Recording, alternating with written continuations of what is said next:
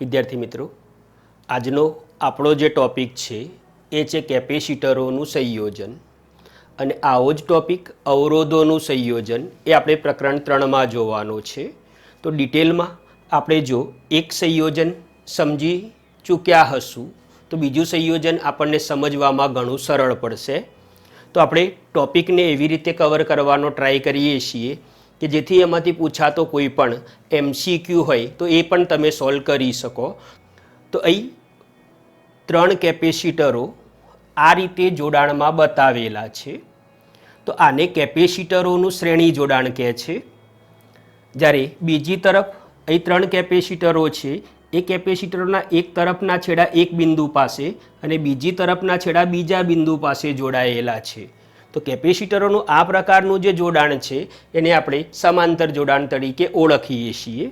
હવે આપણે આ રીતે વિચારીએ કે માની લો કે એક પાઇપ છે, એ પાઇપની વચ્ચે આપણે એક ટર્બાઇન મૂકેલું વિચારીએ અને એ જ રીતે એ બીજું ટર્બાઇન આપણે વિચારીએ. જ્યારે બીજી તરફ આ રીતે એક પાઇપને આપણે 2 ભાગમાં અહીંથી ડિવાઈડ થયેલી વિચારીએ અને આ 2 જે એની બ્રાન્ચ છે એ બંનેમાં એક એક ટર્બાઇન આપણે વિચારીએ.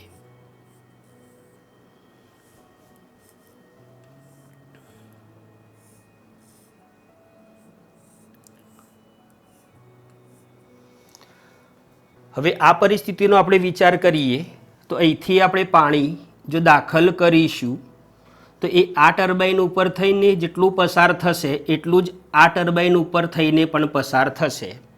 એટલે કે બંને માટે જે પ્રવાહનો ફ્લો છે એ સરખો હશે.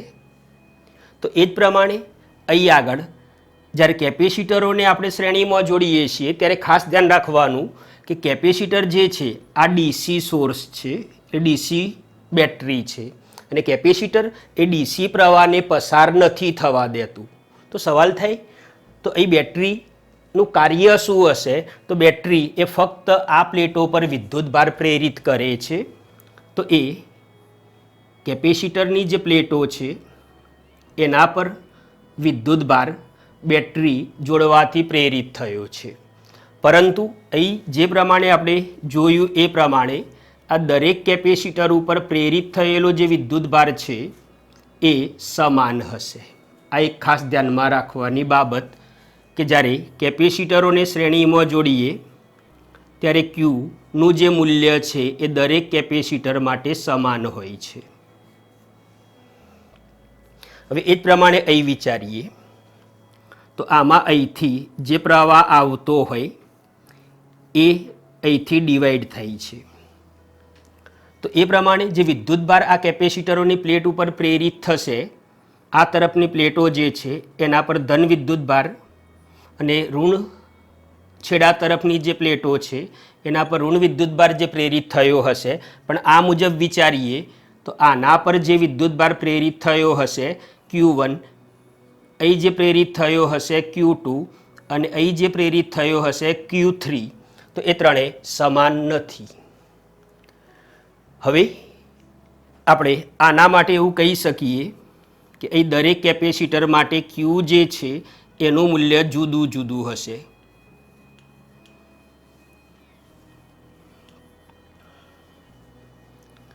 હવે આપણે બીજી એક બાબત અહીં સમજવાનો ટ્રાય કરીએ કે માની લો કે અહીં આ બિંદુ એક વિચારું, બીજું બિંદુ અહીં વિચારું અને ત્રીજું બિંદુ અહીં વિચારું. તો આમાં આ X, આ Y અને આ Z કહી દઈએ. તો X અને Y વચ્ચે દબાણનો તફાવત તો એ X - Y મળશે. Y અને Z વચ્ચે દબાણનો તફાવત તે Y - Z મળશે. તો દબાણ જેવું જ કંઈક કાર્ય અહીં બેટરી કરે છે. તો જેમ અહીં બંને ટર્બાઇન માટે દબાણનો તફાવત જુદો જુદો છે એ જ રીતે આમાં દરેક કેપેસિટર માટે વોલ્ટેજ જે છે એ જુદો જુદો મળશે. એટલે આપણે અહીં કહી શકીએ કે V દરેક કેપેસિટર માટે જુદો જુદો. એ પ્રમાણે અહીં વિચારીએ તો એ એક બિંદુ આ અને બીજું બિંદુ આ આપણે વિચારીએ તો બંને ટર્બાઇન માટે એમના જે જોડાણો છે એ સેમ બિંદુઓ પાસે છે, એટલે બંને માટે જે તફાવત થશે એ સમાન હશે. તો એ જ પ્રમાણે અહીં વિચારવા જઈએ તો ત્રણેય કેપેસિટર માટે એના બે છેડા વચ્ચેનું જે સ્થિતિમાન છે એ બેટરીના સ્થિતિમાન જેટલું જ V જેટલું સમાન હશે. તો અહીં V સમાન.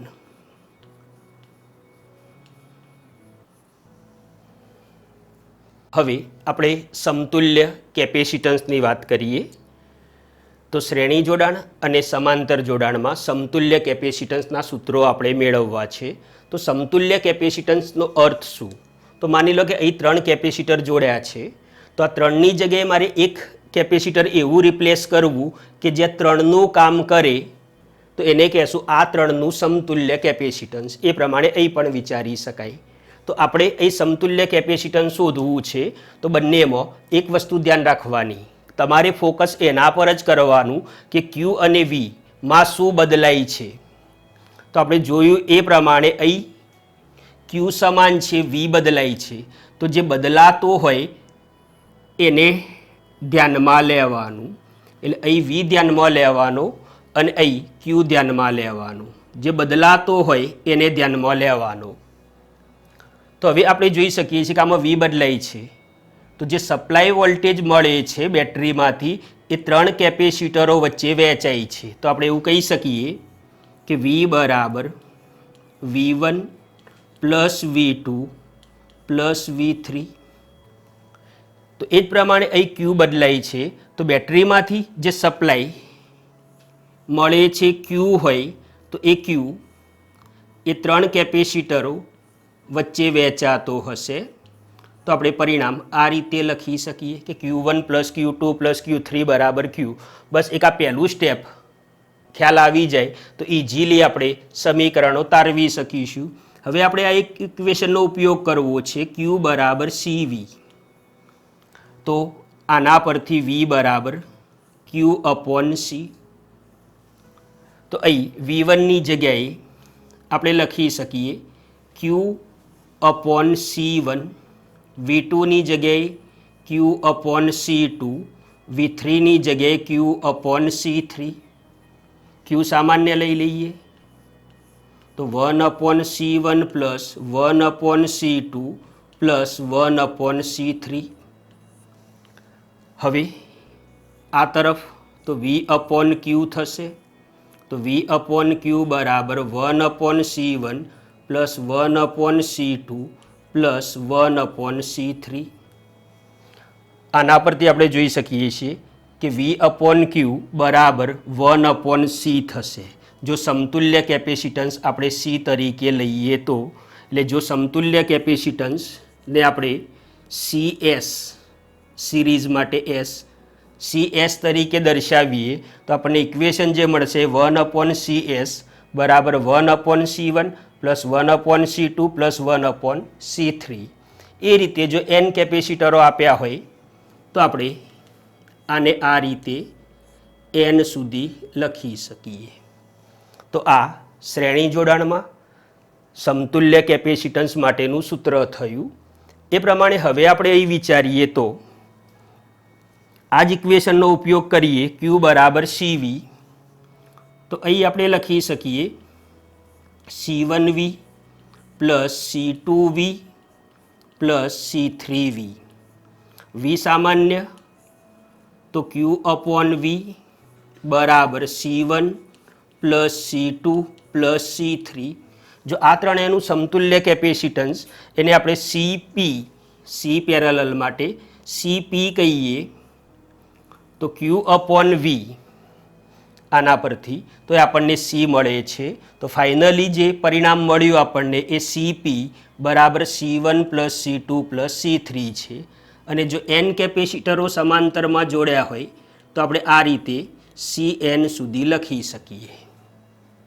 હવે શ્રેણી જોડાણમાં આપણે બે કેપેસિટરોના શ્રેણી જોડાણ માટે પ્રશ્નો આપ્યા હોય તો એના માટે ઇક્વેશન 1 અપોન CS બરાબર 1 અપોન C1 પ્લસ 1/C2 થશે.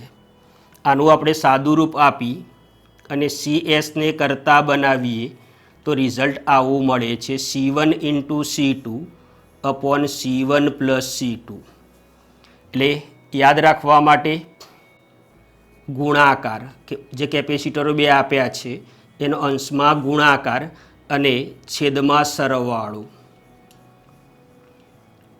હવે અહીં ભૂલ શું થાય છે સમજી લેજો કે 3 કેપેસિટર આપ્યા હોય ત્યારે ઘણી વખતે સ્ટુડન્ટ આ રીતે લખી દેતા હોય છે C1 × C2 × C3 અને છેદમાં C1 + C2 + C3. તો આ તદ્દન ખોટું છે. 3 કેપેસિટર આપ્યા હોય તો આપણે જે ઇક્વેશન આના પહેલાં તારવ્યું એ પ્રમાણે ગણવું. તો અહીં સાચું ઇક્વેશન આ રીતે લખી શકાય C1 C2 C2 C3 C3 C1. તો એક આ વસ્તુ ધ્યાનમાં રાખીશું. હવે બીજી એક અગત્યની વસ્તુ આપણે સમજી લઈએ કે અહીં દરેક કેપેસિટરો સમાન મૂલ્યના આપ્યા હોય તો C સિરીઝ બરાબર C/N સમતુલ્ય કેપેસિટન્સ અને અહીં સમાંતરમાં C પેરેલલ બરાબર NC.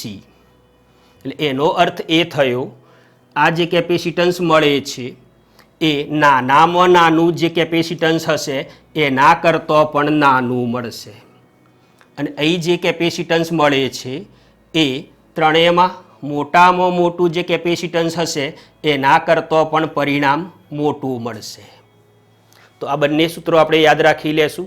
ઘણીવાર તમને બંને જોડાણોમાં મેક્સિમમ અપોન મિનિમમ કે મિનિમમ અપોન મેક્સિમમનો ગુણોત્તર પૂછવામાં આવે છે. તો એ પરિસ્થિતિમાં મેક્સિમમ એ આપણને પેરેલલમાં મળશે અને મિનિમમ એ આપણને સિરીઝમાં મળશે. તો આ બેનો ગુણોત્તર આપણે લેશું તો એ આપણને n² મળશે જે કેપેસિટર કેટલા મૂલ્યનું છે એનાથી સ્વતંત્ર છે. તો એક આ સૂત્ર પણ આપણે યાદ રાખી લેશું.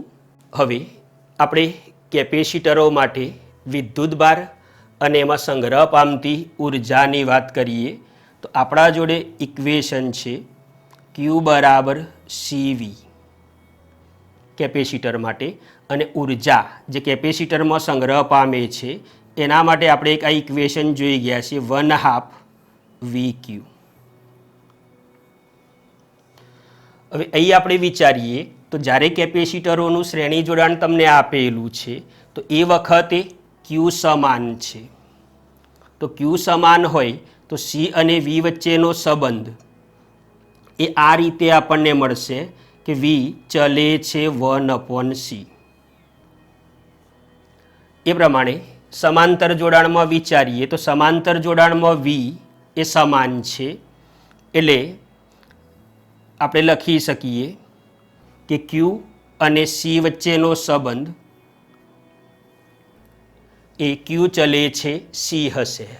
અહીં જે કેપેસિટરનું કેપેસિટન્સ મોટું હશે એના બે છેડા વચ્ચે જે વોલ્ટેજ છે એ ઓછો હશે. જ્યારે અહીં જે કેપેસિટરના કેપેસિટન્સનું મૂલ્ય વધારે હશે એની બે પ્લેટો પર જમા થતો વિદ્યુતભાર વધારે હશે.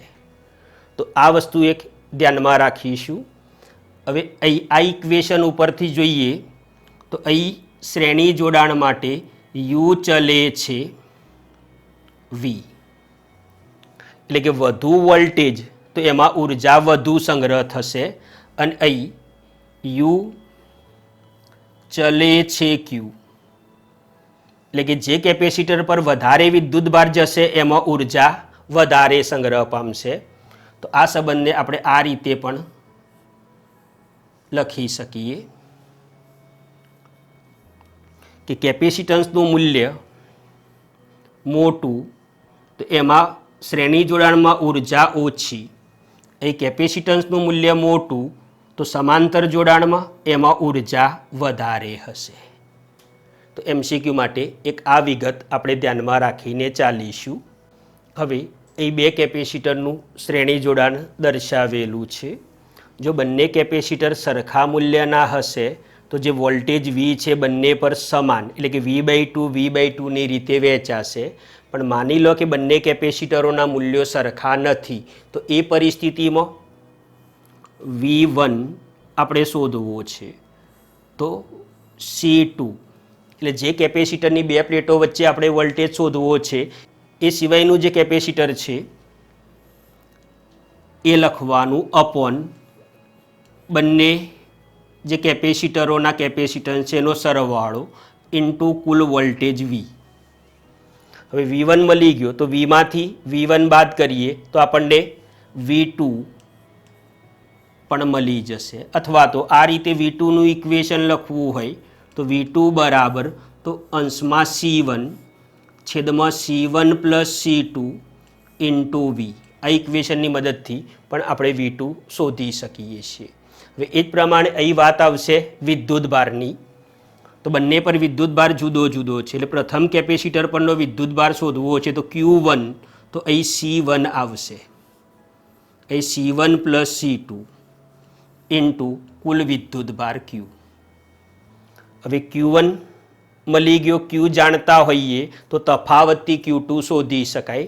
અથવા Q2 માટે આવું ઇક્વેશન લખવું હોય તો Q2 બરાબર C2 upon C1 plus C2 into Q. તો આ રીતે પણ Q2 આપણે ગણી શકીએ છીએ. હવે જો N સમાન પ્લેટોને આ રીતે જોડી હોય તો એના લીધે મળતું જે કેપેસિટન્સ છે એ C સિરીઝ બરાબર આપણે લખી શકીએ એપ્સિલોન 0 A અપોન D પણ અહીં N-1. કારણ કે આવી N પ્લેટો હશે તો N પ્લેટોની જે રચના છે એના લીધે અહીં જે કેપેસિટરો મળશે એ N-1 મળશે. આપણે 4 પ્લેટો વિચારીએ તો 4 પ્લેટો વચ્ચે 3 કેપેસિટર બને છે. તો N પ્લેટોની વચ્ચે N-1 કેપેસિટર બને છે. અથવા તો આના બરાબર એક કેપેસિટરનું કેપેસિટન્સ થાય તો આને આ રીતે પણ લખી શકીએ C અપોન N-1. એ જ રીતે જો N પ્લેટોને આ રીતે જોડેલી હોય તો એ વખતે જે રિઝલ્ટ મળશે એ C પેરેલલ.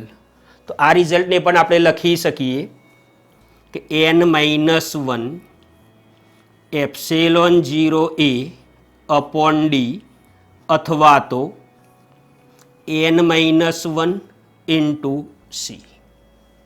તો આ રીતે આવા પ્રશ્નોમાં પણ આપણે સમતુલ્ય કેપેસિટન્સ શોધી શકીએ છીએ. તો કેપેસિટરમાં એના આધારિત પ્રશ્નો કેવી રીતે સોલ્વ કરવા એની ચર્ચા આપણે નેક્સ્ટ લેક્ચરમાં કરીશું.